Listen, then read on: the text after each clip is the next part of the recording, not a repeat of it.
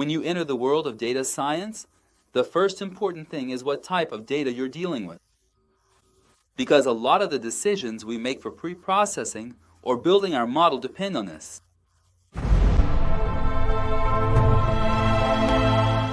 Data is divided into two main categories. Either our data is numerical, which we call quantitative, or our data is categorical, which we call qualitative. Now, numerical data itself comes in two forms. It's either discrete or continuous. Discrete data are those that only take specific values, like the number of purchases or the number of children. Continuous data, unlike discrete data, can take any value within a given range, like income. Qualitative data also falls into two categories.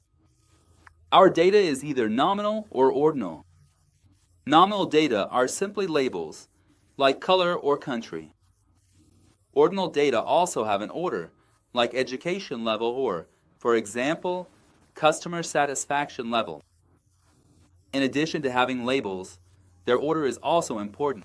Learning what type of data we're dealing with is extremely important. For example, if you're dealing with nominal data, you might use a method like one-hot encoding. But if our data is ordinal, we should use label encoding. Or for example, data normalization only works on continuous numerical data. So it's really important to know what kind of data we're dealing with, so we can properly carry out the whole modeling and data science process.